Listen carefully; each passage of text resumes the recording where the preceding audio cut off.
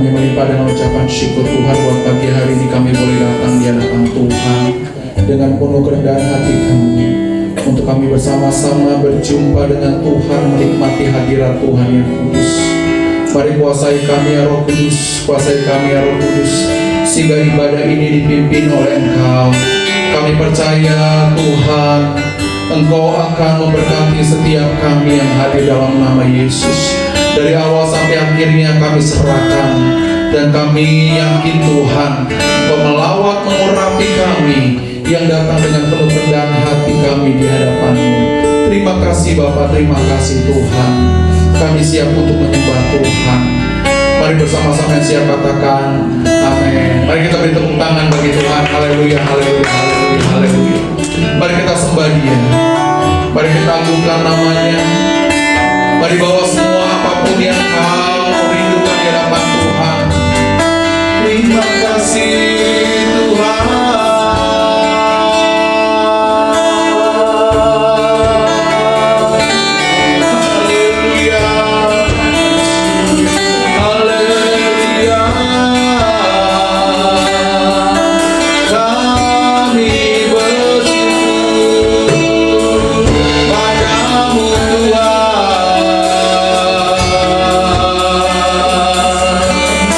Jesus.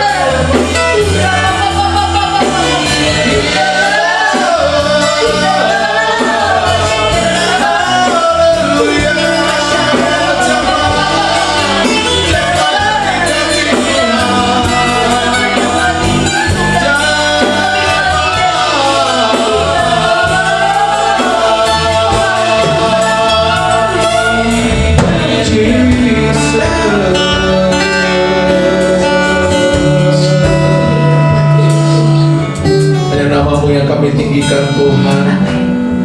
Hanya nama-Mu yang kami muliakan pada saat ini. Terima kasih Tuhan, terima kasih Tuhan. Kau baik bagi kami. Haleluya, haleluya, haleluya. Terima kasih. Mari kita sembah Dia. Mari katakan, ya Tuhanku, aku hendak bernyanyi bagimu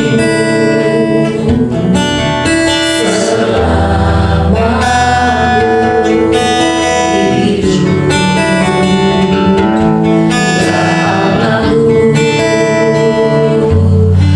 Aku hendak bermasmur bagimu selagi ku ada. Ya Tuhanku,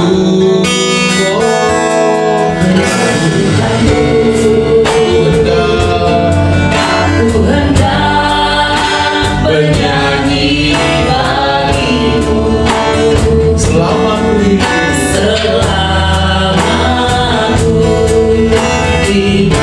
Ya Allahku, aku hendak bermasmur bagimu selagi ku ada Tuhan. Selagi ku ada.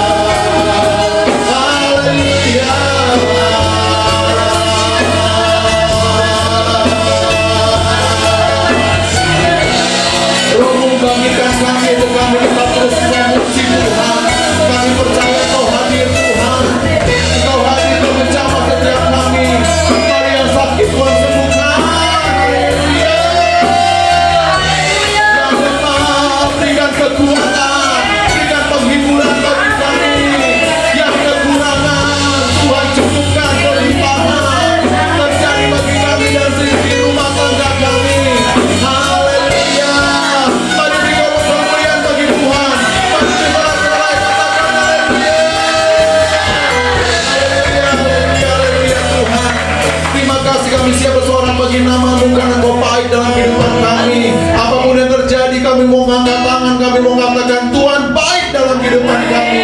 Kami siap pujikan bersama-sama, katakan amin.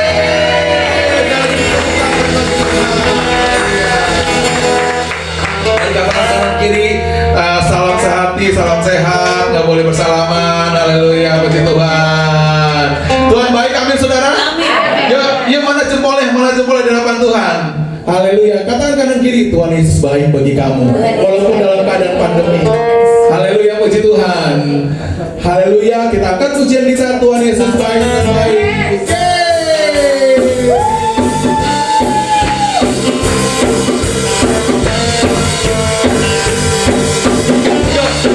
Ya,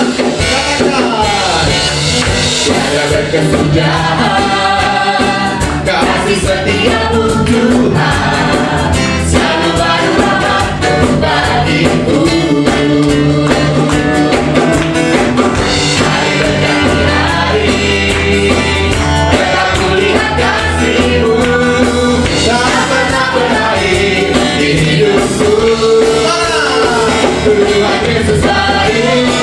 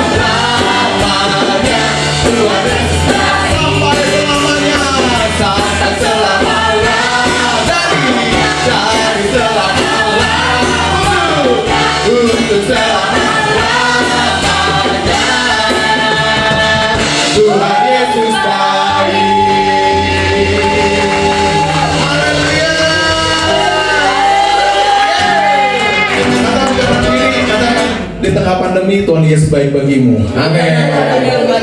Amin. Silakan dulu. Puji Tuhan. Tetap bersukacita. Amin. Amin. Amin. Ya, puji Tuhan. Sekarang kita siapkan nanti kita untuk kita mendengarkan firman Tuhan. Terima kasih Tuhan. Terima kasih Tuhan. Haleluya. Haleluya. Haleluya. Haleluya. Haleluya. Hari lepas hari kami sudah jalani bersama dengan Tuhan, dan kami percaya kalau kami ada saat ini itu semua karena kekuatan Tuhan. Karena kekuatan Tuhan cukup bagi kami, dan kami dapat menjalani hidup ini dengan tidak ragu karena penyertaan Tuhan sempurna dalam kehidupan kami. Amin. Puji nama-Mu, terpuji nama-Mu Tuhan. Sampaikan isi hati-Mu bagi kami semua. Mari kita puji Tuhan. Kuatkan di hidupku.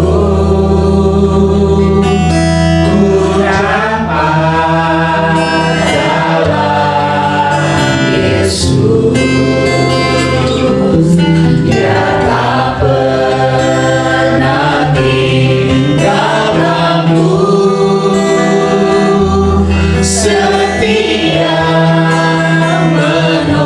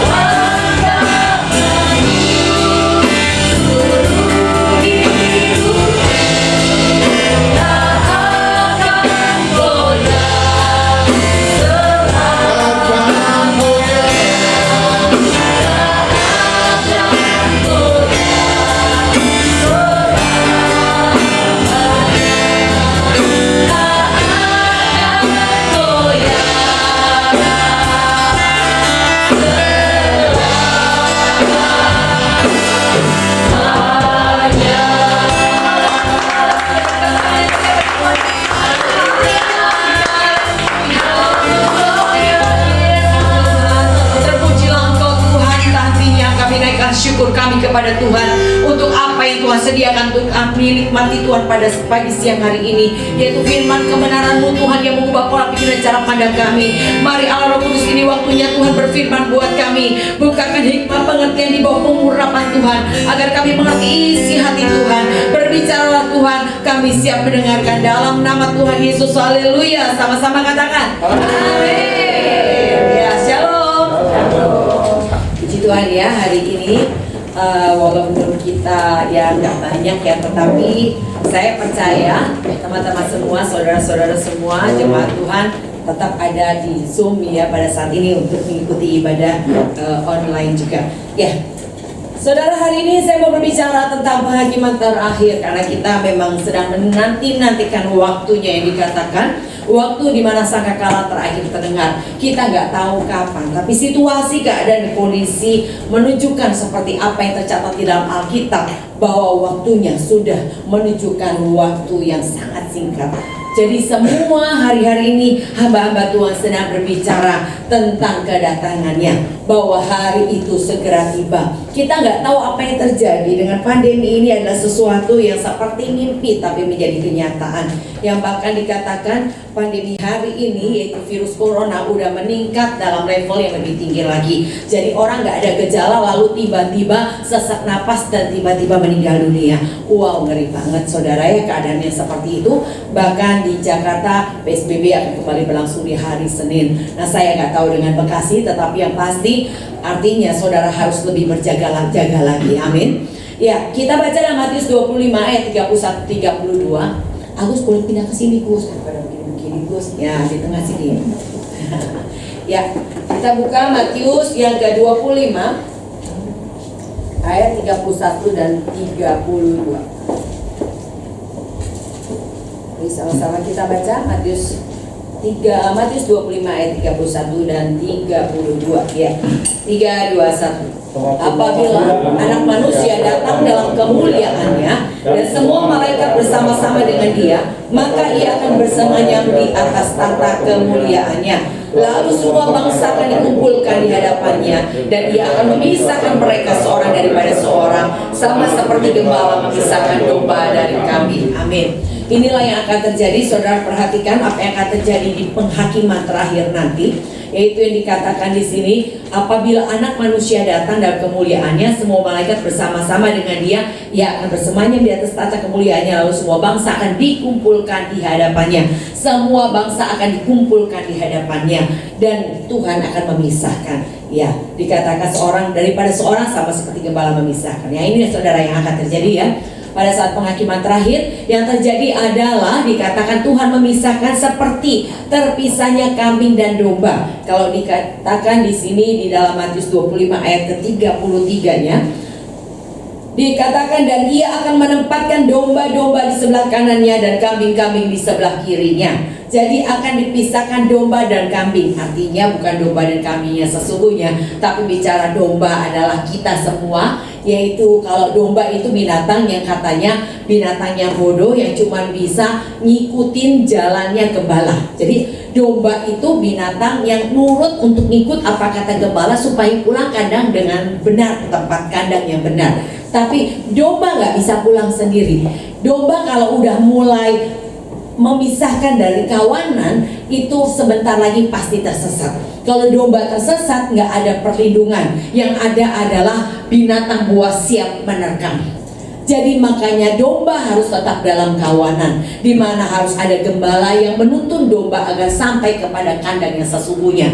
Tapi kalau domba sendiri nggak bisa pulang kandang. Domba menyingkir daripada domba-domba atau kawanan lainnya, itu bisa tersesat dan dimakan oleh binatang buas. Tapi kalau ada gembala, gembala tidak akan membiarkan dombanya dimakan binatang buas. Maka kalau kata Daud, tongkat dan gada, itu ya yang Tuhan berikan, sediakan untuk menjadi pelindung buat kita para domba-dombanya Tuhan.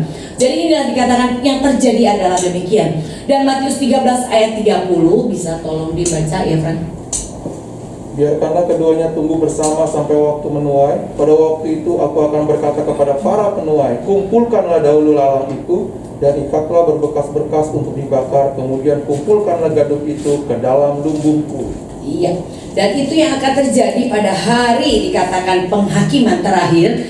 Dikatakan di sini di ayat 30 tadi, pada waktu itu aku akan dikatakan berkata kepada penuai, kumpulkan dahulu lalang. Jadi yang dikumpulkan pertama kali lalang dan diikat beberkas-berkas. Kemudian dikatakan untuk dibakar. Kemudian kumpulkanlah gandum itu ke dalam lumbungku. Kalau dikatakan 1 Petrus 4 di ayat yang ke-17, ya silakan yang udah ketemu langsung 1 Petrus 4 ayat ke-17.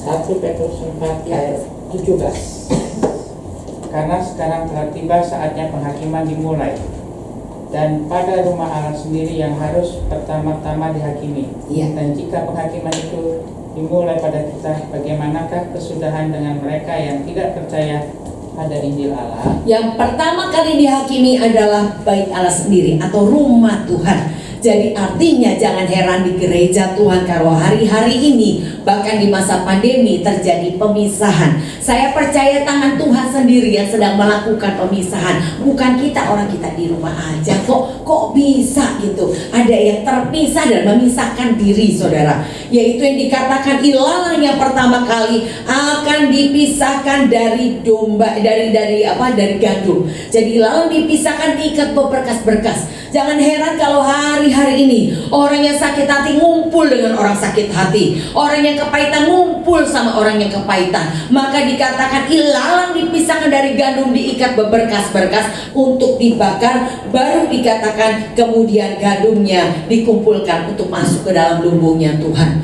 Pastikan saudara bukan ilalang, amin. Yaitu kita yang bertahan di gerejanya. Saya percaya saudara dan saya ada di gereja lokal hari ini bukan karena saudara dan saya memilih, tapi Tuhan yang memanggil, memilih, menempatkan kita. Adanya duta permai bukan karena saya, tapi karena Tuhan maka gereja ini ada. Dan oleh karena itu saudara percayalah, Tuhan yang menempatkan saudara, dan saudara gak bisa memilih. Seperti seorang yang lahir di muka bumi ini gak bisa milih. Kalau bisa milih, saya bilang saya mendingan lahir di keluarga konglomerat gitu ya. Hamba Tuhan yang luar biasa yang pakai Tuhan, takut Tuhan. Begitu mungkin kalau kita bisa milih ya. Tapi kita nggak bisa milih. Gubrak lahir oe-oe, lahirnya ya orang tuanya penjahat. Lahir di muka bumi orang tuanya hidupnya susah. Lahir di muka bumi orang tuanya ya puji Tuhan seorang dokter. Nah, kita nggak tahu saudara. Tapi Tuhan yang memilihnya, bukan karena kita yang memilih saudara. Sebegitu juga tentang rumah rohani, keluarga rohani. Bukan manusia yang memilih, tapi Tuhan yang memilih dan menempatkan saudara ada di lokasi di mana gereja lokal saudara hari ini berada. Bagaimana kita tahu itu adalah rumah rohani? Yaitu mulainya adalah ketika saudara punya keluarga, ketika tertanam. Saudara merasa ada orang tua yang ngawasin saudara, yang memperhatikan saudara. Kalau saudara salah udah mulai diperingati, diingatkan, berarti disitulah rumah rohani saudara. Ada saudara-saudara yang akan mengingatkan kita ketika kita marah. Ada yang bilang jangan marah, udah ampunin aja. Yaitu dalam kul-kul yang ada, itu adalah saudara-saudara kita seiman. Nah, jadi terutama apalagi kalau saudara sudah terlibat dalam pelayanan. Waktu saudara melayani, di situ adalah awal di mana Tuhan mempercayakan pelayanan kepada saudara dan saya. Yang diperlukan adalah ketika saudara melayani Tuhan, percayalah Tuhan mempercayakan karena disitulah tempat saudara berada. Yang diperlukan adalah barang siapa bisa dipercaya perkara kecil, Tuhan akan percayakan perkara lebih besar. Lebih besar, lebih besar, lebih besar. Yang diperlukan cuma ketekunan. Amin. Ketekunan pasti menghasilkan buah. Dan kalau saudara melayani dengan roh yang menyala-nyala, saya percaya bahwa Tuhan akan terus menambah-nambahkan bilangan orang yang dipercayakan kepada saudara dan saya. Nah, inilah yang Tuhan mau untuk saudara lakukan. Jangan disebut sebagai ilalang, tapi biarlah kita gandum yang bertahan. Kalau dulu nampi beras ya, orang tua kita dulu dengan alat penampi, yaitu dengan dikocang begini, maka sekamnya, gabahnya itu keluar, tapi berasnya itu tetap ada di alat penampi. Nah begitu saudara, yang keluar itu adalah sekam atau disebut ilalang. Yang bertahan itulah yang disebut gandum. Amin. Katakan saya GOB. Ya, GOB adalah generasi penerobos. pasukan yang tidak terhentikan. Karena apa yang dilihat, karena apa yang didengar, karena apa yang dihadapi, maju terus sampai garis finish. Seharusnya seperti itu. Nah, Maliaki 3 ayat 18 yang minta tolong Pak Piden bisa baca Maliaki 3 ayat 18. Maliaki 3 ayat 13. 18. Maliaki 3 ayat 18. Maka kamu akan melihat kembali perbedaan antara orang-orang benar dan orang fasik, antara orang yang beribadah kepada Allah dan orang yang tidak beribadah kepadanya. Dia akan melihat perbedaan. Hari-hari ini saudara akan melihat perbedaan antara orang benar dan orang fasik. Siapa orang benar dan siapa orang fasik? Bagaimana saudara mengetahuinya? Coba saudara buka Daniel 12 ayat ke-10. Daniel 12 ayat 10 ya, Ibu Rifka bisa tolong baca. Daniel 12 ayat yang ke-10, demikian firman Tuhan. Banyak orang akan disucikan dan dimurnikan dan diuji, tetapi orang-orang fasik akan berlaku fasik. Tidak seorang pun dari orang fasik itu akan memahaminya, tetapi orang-orang bijaksana akan memahaminya. Iya. Amin. Pengujian, pemurnian, penyaringan inilah waktunya untuk pemisahan saudara. Tuhan lagi mau melihat siapa orang-orangnya yang dikatakan sebagai orang benar atau sebaliknya orang fasik. Orang benar dan orang fasik tidak dibedakan antara orang yang beribadah kepada Tuhan dengan tidak beribadah, orang yang melayani atau tidak melayani. Tapi orang benar dan orang fasik ternyata yang paling bisa dilihat adalah melalui respon. Ketika diuji, ketika dimurnikan, ketika dikatakan disaring, di situ kelihatan. Kalau orang benar, dia akan berlaku bijaksana. Dia akan ngerti ini cuma proses, ini cuma ujian. Dia tahu apa yang harus dilakukan sesuai apa kata kitab suci. Dia mengerti kalau dimaki bukan balas maki, tapi memberkati, itu kata kitab suci. Orang yang bijaksana mengerti, tapi orang fasik gak ngerti. Orang fasik dimaki ngamuk saudara. Orang fasik direndahkan gak terima, tapi kalau orang benar puji Tuhan kesempatan ditinggikan. Nah, antara orang benar orang fasik dilihat dari respon ketika ada pengujian. Ya, oke, sekali lagi dikatakan Tuhan di hari terakhir ini sedang memisahkan. Ibrani 12 ayat 27 dan 28. Samuel coba baca. Ya, itu dari situ. Ya, mati berdiri baca.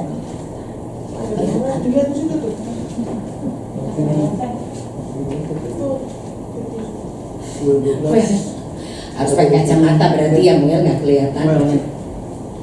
Baca berdiri. Daniel 12, Ibrani 12 ayat 27 dan 28.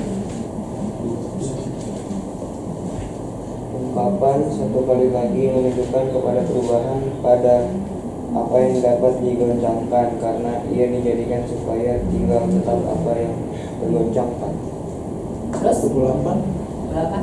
Jadi karena kita menerima kerajaan yang tidak tergoncangkan, marilah kita mengucap syukur dan beribadah kepada Allah menurut cara yang berkenan kepadanya dengan hormat dan takut. Ya, dikatakan satu kali lagi Tuhan akan menggoncangkan, yang dikatakan supaya terlihat perbedaan. Siapa yang memiliki kerajaan yang tidak tergoncangkan dan siapa yang tidak memiliki. Orang yang memiliki kerajaan tidak tergoncangkan, mau digoncang kayak apapun dia tidak tergoncangkan. Artinya tidak tergoncangkan, tetap bertahan, tetap melayani, tetap beribadah, tetap berdoa. Itu orang-orang yang memiliki kerajaan yang tidak tergoncangkan. Tapi yang tidak memiliki pasti tergoncang. Ya, tergoncang artinya mulai marah, kecewa, mundur, mengurangi, mundur dan akhirnya hilang. Nah, itulah yang akan terjadi.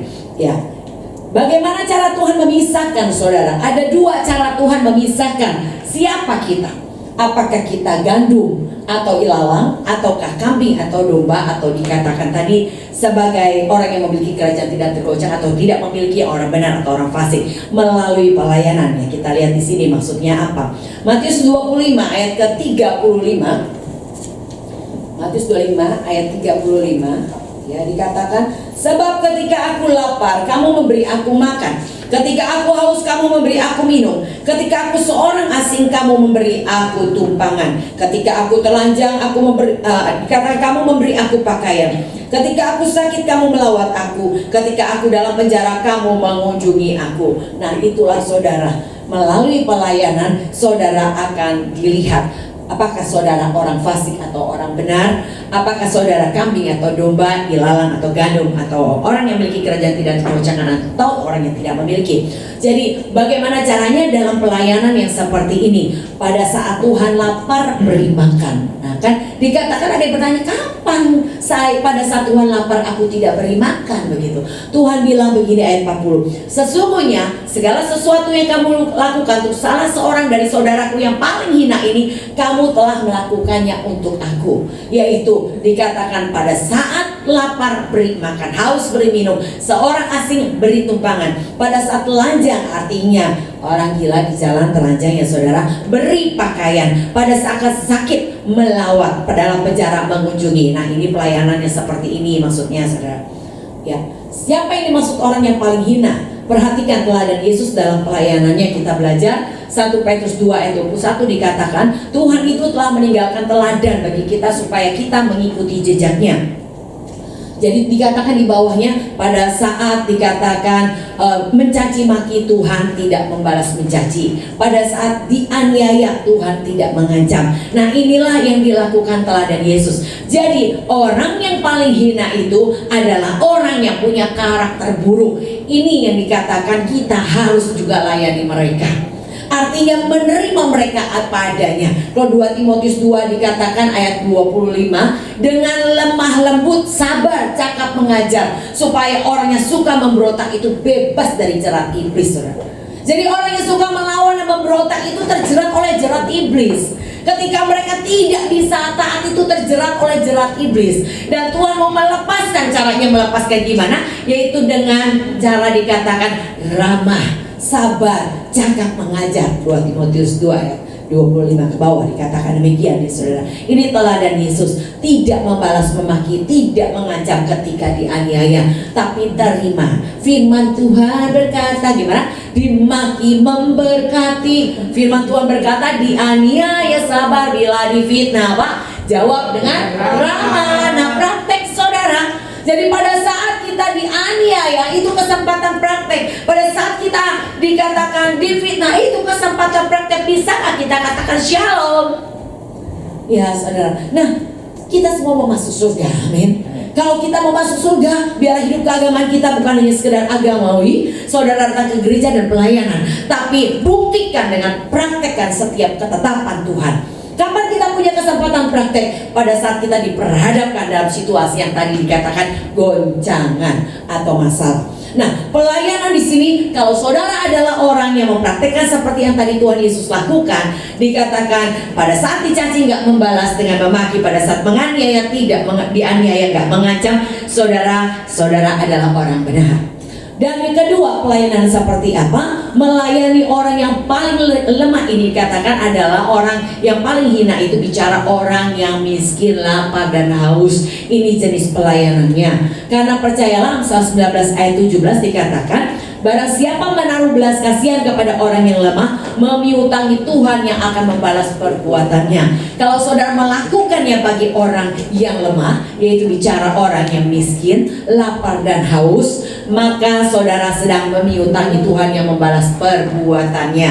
Lalu pelayanannya berikutnya adalah pelayanan bicara tentang seorang asing. Pada saat ada seorang asing, kita mau gak beri tumpangan ya? Seorang asing bicara, ada jemaat baru hadir, mau gak kita memberi tumpangan? Waduh, nanti kalau tiba-tiba dia ternyata pencopet gimana? Ngeri juga ya, kadang kita mulai berpikir begitu ya saudara. Tapi ini Tuhan mau, yaitu pada saat ada seorang asing yang datang kepadamu, mungkin dia gak punya tempat tinggal atau kemalaman gitu ya, pulangnya jauh, saudara mau gak udah nginep di sini aja, tidur di sini, kita layani, amin, kita sambut dia. Nah inilah juga salah satu jenis pelayanan yang Tuhan mau kita lakukan. Lalu berikutnya dikatakan pelayanan berikutnya bicara telanjang, yaitu pelayanan kepada orang gila atau orang stres. Puji Tuhan kita sudah melakukannya ya, bahkan mandiin orang gila, dandanin mereka ya. Jadi ini adalah bagian pelayanan yang menyenangkan hati Tuhan saudara, yaitu pelayanan kepada orang gila atau stres. Dan orang sakit, kunjungan kepada orang sakit di rumah atau di rumah sakit, mendoakan, menguatkan, memotivasi agar lebih sungguh berharap kepada Tuhan. Ini bagian pelayanan yang Tuhan mau kita lakukan. Berikutnya di dalam penjara, saudara maukah saudara melayani, berkunjung kepada orang-orang yang di penjara?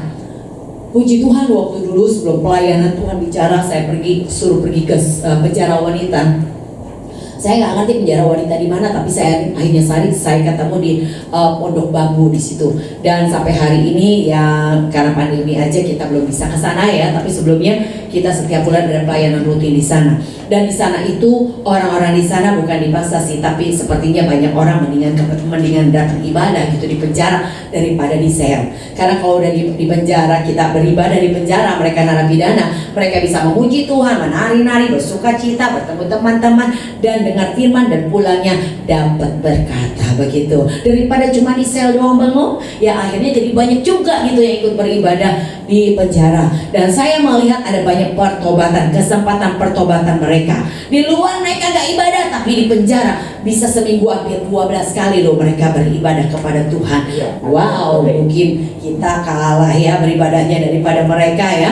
Jadi banyak yang keluar dan bertobat, dan mereka datang kembali bukan narapidana tapi sebagai pelayan Tuhan. Nah itu luar biasa. Nah ini saudara, pelayanan seperti ini yang Tuhan mau ada pada kita. Jadi dan ini bisa terlihat yaitu ketika ada goncangan ya. Respon kita yang dilihat Tuhan melalui goncangan. Mazmur 53 ayat 3 dikatakan Tuhan memandang ke bawah kepada dari surga kepada anak-anak manusia untuk melihat siapa yang berakal budi dan mencari Allah ya. Jadi ini hanya bisa dilihat ketika ada goncangan. Goncangannya seperti apa? Waktu mengalami kesengsaraan. Bagaimana respon kita? Ya. Pada saat dikatakan kita mengalami aniaya, bagaimana respon kita? Pada firman Tuhan berkata 2 Timotius 3 ayat 12, memang setiap orang yang mau hidup beribadah kepada Tuhan akan menderita aniaya. Akan menderita aniaya. Udah jelas. Siapa yang mau beribadah kepada Tuhan akan menderita aniaya. Tapi kita seringkali menolak aniaya. Kita mulai gak terima aniaya. Kita mulai marah ketika kita dianiaya. Kita bahkan mulai mundur dari pelayanan karena kita dianiaya. Saudara, salah rumus ya. Karena harusnya kita mengerti, orang bijaksana mengerti, kalau aniaya adalah kesempatan untuk apa? Iman kita lebih tinggi. Iman kita bertumbuh ya.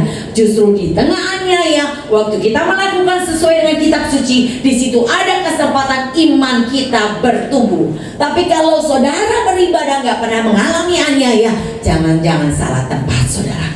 Berbahagialah di gereja lokal saudara mengalami aniaya. Berarti disitulah ada pertumbuhan. Amin. Bukannya kita malah pergi dan pindah, akhirnya nggak pernah bertumbuh imannya saudara, akan seperti itu aja. Yang Tuhan mau adalah praktekkan saudara. Hari ini saudara praktekkan firman Tuhan, karena waktu sudah semakin singkat. Sangkakala terakhir segera diperdengarkan. Kalau saudara belum di posisi yang tepat, nanti terlambat. Kalau terlambat, nangis saudara. Walaupun menangis sedemikian rupa sampai guling-guling, tetap aja nggak bisa, sudah terlambat saudara. Ya, jadi kesempatannya sekarang. Nah, apalagi saudara, yaitu goncangan, yaitu melalui Tuhan jelas katakan mau ikut aku harus mau sangkal diri, pikul salib setiap hari. Jelas saudara sangkal diri, mau marah berhenti marah, kata Tuhan nggak boleh marah saudara. Jadi dikatakan sangkal diri, pikul salib saudara setiap hari. Kita semua punya salib yang berbeda-beda. Salib saya nggak bisa ditanggung sama Ibu Rika, tapi salib Bu Rika mungkin juga saya nggak bisa tanggung. Semua kita punya salib dengan takaran yang pas, sudah dipikul sama Tuhan, tidak lebih dari kekuatan kita. Amin. Nah, yang penting adalah respon kita harus bijaksana, sesuai dengan firman Tuhan, dan tetaplah mencari Allah. Ini kuncinya. Mungkin hari ini kita salah respon, tapi tetap cari Tuhan, ntar dibenerin, nggak apa-apa saudara. Orang benar 7 kali jatuh namun bangun kembali. Siapa yang membuat kita bisa bangun? Itu hanyalah kekuatan Tuhan waktu kita datang kepada Tuhan. Tuhan memberi kekuatan untuk kita kembali bangkit. Tapi yang masalah adalah udah salah respon, berhenti gak mau cari Tuhan. Nah ini yang parah saudara. Tapi saya percaya selama kita mencari Tuhan, orang yang paling gak benar sekalipun, karakter yang paling buruk sekalipun, satu hari saya percaya ada klik waktunya Tuhan mengubah hati kita. Amin. Pasti berubah, pasti berubah. Tidak mungkin datang kepada Tuhan tidak mengalami perubahan, itu gak mungkin saudara. Jadi waktu gagal tetap datang datang Tuhan tegur. Waktu gagal tetap datang Tuhan kembali ingatkan. Belum bisa, nanti ada teman-teman atau saudara seiman yang akan berdoa untuk kita bisa melakukan. Yang penting ada sikap yang mau belajar, mau diajar, mau dimuridkan saudara.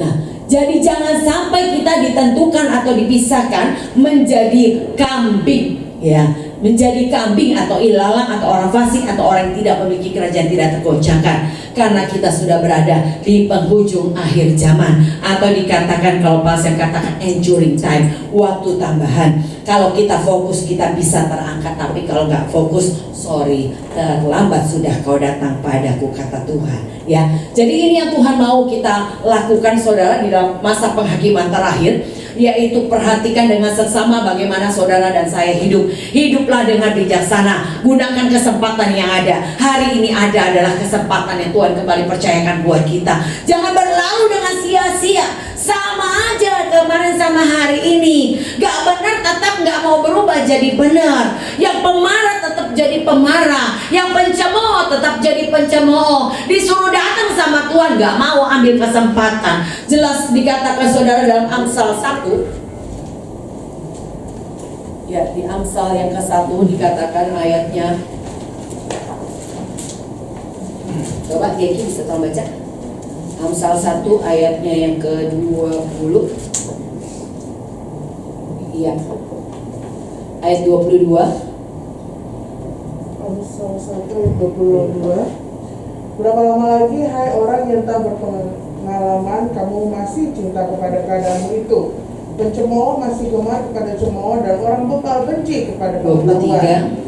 Berpalinglah kamu kepada teguranku, sesungguhnya aku hendak mencurahkan isi hatiku kepadamu dan memberitahukan perkataanku kepadamu. 24. Oleh karena kamu menolak ketika aku memanggil, dan tidak ada yang menghiraukan ketika aku mengulurkan tanganku, bahkan kamu mengabaikan nasihatku dan tidak mau menerima teguranku, maka aku juga akan menertawakan celah kamu. Aku akan mengolok-olok apabila kedahsyatan datang ke atasmu.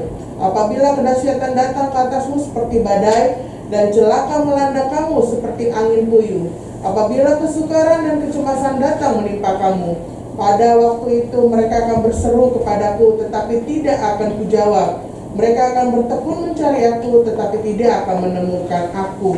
Oleh karena mereka benci kepada pengetahuan dan tidak memilih takut akan Tuhan. Tidak mau menerima nasihatku, tetapi menolak segala teguranku. Maka mereka akan memakan buah perbuatan mereka dan menjadi kenyang oleh rencana mereka. Amin. Ya, jadi lihat, Tuhan berkata, sampai kapan kamu pencemooh tetap menjadi pencemooh, dikatakan. Ya, dan orang yang bebal benci kepada pengetahuan. Ya, udah suka salah respon, nggak mau belajar. Dikasih kesempatan pemuritan, nggak mau ambil kesempatan, saudara. Nah, inilah yang dikatakan di sini. Sampai berapa lama lagi kamu terus seperti itu, kata Tuhan? Pencemooh tetap jadi pencemooh, orang bebal tetap benci pada pengetahuan. Dan bahkan dikatakan Tuhan berkata, ayo berpaling pada teguranku. Sesungguhnya aku hendak mencurahkan isi hatiku kepadamu dan memberitahukan perkataan kepadamu, kata Tuhan. Tuhan mau ngajar kita. Tuhan mau curahkan isi hatinya. Tuhan mau kasih tahu kita peringatan-peringatannya. Tapi kita nggak mau dengar. Kita sibuk dengan urusan kita sendiri. Padahal sekarang tuh bukan nggak perlu datang, saudara. Cuma buka klik linknya, ya. Sibuk oke, yang penting rindu, saudara. Misalnya saudara lagi sibuk masak gitu ya, ya oke lah, mungkin saudara nggak perlu buka videonya, tapi kupingnya denger. Nah, tetapi ya jangan sampai saudara, nih Tuhan yang tahu ya, Tuhan yang lihat saudara, bahkan sampai ke dalam hati saudara, Tuhan tahu. Ya buka sih, tapi di mana kita? Pokoknya asal budi dia tahu aja saya muncul, padahal nggak denger, saudara. Nah itu mah urusannya sama Tuhan, bukan urusan saya, ya kan? Dipanggil-panggil gitu kan? Dipanggil-panggil kagak nyaut-nyaut. Ih, kemana sebetulnya, ada nggak ya? Kenapa kita nggak berani menampilkan diri? Harusnya yang baik adalah saudara prepare, benar-benar saudara persiapkan diri. Oh iya, mau ada pemuritan jam 7. Saya udah siap sebelum jam 7, mandi sebelum jam 7, sudah rapi, duduk, saudara. Hari-hari ini kalau saya rapi, anak-anak tanya, Mama mau kemana? Mau Zoom. Di rumah aja. Tapi saya belajar mempersiapkan diri saya yang memang saya akan ibadah. Begitu, saya siapkan diri saya. Nggak masih pakai daster, rambut masih roll-rollan, malu ditutup aja videonya. Nah, sebetulnya Tuhan lihatlah ya sikap hati kita ya. Nah, jadi oleh karena itu dikatakan di sini, ayo berpaling pada teguranku. Dan dikatakan, tapi karena kamu menolak ketika aku memanggil. Saya percaya saudara, yang buat saya selalu memberi link kepada saudara, walaupun saudara tidak pernah membuka dan tidak pernah mengikuti, itu bukan karena saya, tapi Tuhan. Benar saudara, tiba-tiba saya lagi bagi link, nangis sendiri. Tuhan baik banget sih, kenapa mengasihi jiwa sampai begitu rupa baiknya. Udah orangnya gak mau, tetap aja saya disuruh untuk kasih linknya lagi, linknya lagi. Saya selalu disuruh untuk ngasih, bukan hanya grup tapi japri. Ratusan saudara. Bisa bayangkan, WA itu cuma bisa 5. Setelah 5 mulai lagi copy lagi, paste lagi, kirim lagi. Begitu, kadang-kadang sampai ada yang mungkin 2 kali saya kirim, lupa tadi udah kirim sampai mana ya. Iya. Tapi maksudnya saya lakukan, terus lakukan. Dan saya nangis sendiri, bukan karena gitu ya, bukan karena kesal sendiri, bukan. Tapi karena cintanya Tuhan sama manusia, itu mengagumkan. Benar saudara, ketika saya mulai kecewa dengan seorang, saya bilang, udah gak mau ngajak lagi. Heran, padahal pagi-pagi nih, ditelepon udah tutut, sampai 3 kali tutut. Saya udah bayangkan ya, lama ya berarti saya nunggu ya, beri waktu untuk menjawab panggilan saya ya. Tapi besoknya saya telepon lagi, padahal saya bilang saya nggak mau telepon lagi. Besoknya telepon lagi. Saya juga aneh sendiri begitu, kok gitu ya. Tapi itulah kasih Tuhan kepada manusia. Tuhan selalu memberi kesempatan kepada kita. Tapi seringkali dikatakan, oleh karena kamu menolak ketika aku memanggil, tidak ada orang yang menghiraukan ketika aku mengulurkan tanganku. Bahkan kamu mengabaikan nasihatku dan tidak mau menerima teguranku. Maka, saudara perhatikan nih ayat ini ya. Maka aku juga akan mentertawakan celakamu. Udah pasti. Saudara kalau nggak datang sama Tuhan, nggak ada kepastian hari depan saudara. Kalau tidak datang kepada Tuhan, ada banyak hal yang tiba-tiba mengubah hidup saudara. Dari baik langsung drop. Dari kayak jadi miskin. Dari orang merdeka masuk penjara. Ada banyak kejadian yang bisa terjadi. Sehat kecelakaan, masuk rumah sakit. Banyak hal, apalagi yang namanya virus corona, nggak ada yang tahu di mana saudara. Mungkin ada di depan kita, di kiri kanan kita nggak tahu. Ketika kita berjalan berjumpa dengan orang sekeliling kita, kesenggol, kita nggak tahu saudara. Kita sangat amat butuh Tuhan hari-hari ini. Sangat perlu bergantung sama Tuhan hari-hari ini. Kalau enggak, bahaya mengancam di sekeliling kita. Jadi makanya dikatakan di sini, kalau dikatakan pada saat dikatakan, maka aku juga akan mentertawakan celakamu. Aku akan berolok-olok apabila kedahsyatan datang ke atasmu. Apabila kedahsyatan datang ke atasmu seperti badai, celaka melanda kamu seperti angin puyuh. Apabila kesukaran dan kecemasan datang menimpa kamu. Jadi artinya orang-orang yang tidak mau mendengar panggilan Tuhan, orang-orang yang tidak menghiraukan nasihat Tuhan akan mengalami ini saudara. Celaka, badai, kedahsyatan, kengerian saudara. Dan pada waktu itu mereka akan berseru, baru Tuhan. Tapi Tuhan bilang begini, tapi tidak akan kujawab. Mereka akan bertekun mencari aku, tapi tidak akan menemukan aku. Tuh saudara, kalau Tuhan gak berkenan ditemui, gimana saudara? Hari ini maka carilah Tuhan selama Tuhan berkenan ditemui. Cari Tuhan. Saya percaya kalau ibaratnya akhir tahun Tuhan lagi promosi besar-besaran. Ada begitu banyak kesempatan untuk saudara datang beribadah dengan firman Tuhan. Hari ini lagi obrak habis, menutup kesempatan yang sebentar lagi akan berakhir.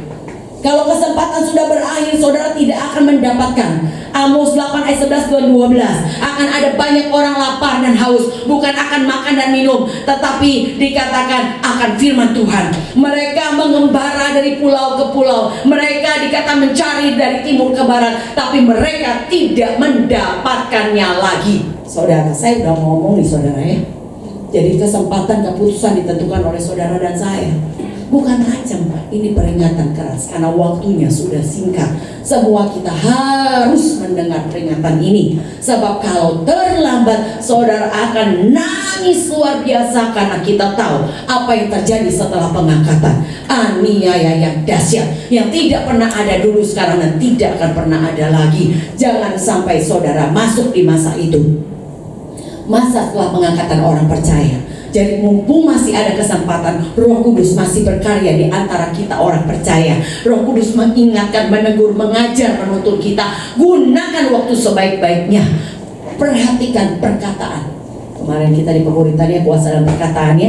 Perhatikan perkataan. Karena dari ucapanmu kau dibenarkan, dari ucapanmu kau akan dihukum.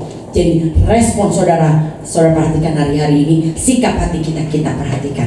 Puji Tuhan, Tuhan Yesus memberkati. Mari saudara kita bangkit berdiri. Terima kasih Tuhan, terima kasih untuk firman dan kebenaran yang sudah kami terima. Kami tahu Roh Kudus Engkau ada bersama kami. Roh Kudus yang terus memberi peringatan dengan tak jemu-jemunya, memperingati, menegur, mengajar kami. Terima kasih untuk pengajaran dan hikmat dan tuntunanmu ya Tuhan. Kami mau terangkat ya Tuhan. Kami tidak mau tertinggal ya Tuhan. Terus tegur kami dikala kami salah. Ajar kami dikala kami mengeraskan hati. Sesak kami dikala kami tetap Tuhan menjadi orang yang bebal. Oh Tuhan, inilah kami. Biarlah kesempatan demi kesempatan Tuhan mampukan kami untuk menggunakan sebaik-baiknya, untuk kami mencari Tuhan, melakukan ketetapan Tuhan, bayar harganya, sebab kami tahu Roh Kudus Kau akan turut bekerja menyertai kami sampai kesudahan zaman. Terima kasih Tuhan, segala puji syukur hanya kami kembalikan dalam nama Tuhan Yesus. Haleluya. Baik, kita ucapkan terima kasih kepada Ibu Gembala. Terima kasih. Terima kasih Kita tetap berdiri, mari kita baca Mazmur 91. Dalam lindungan Allah.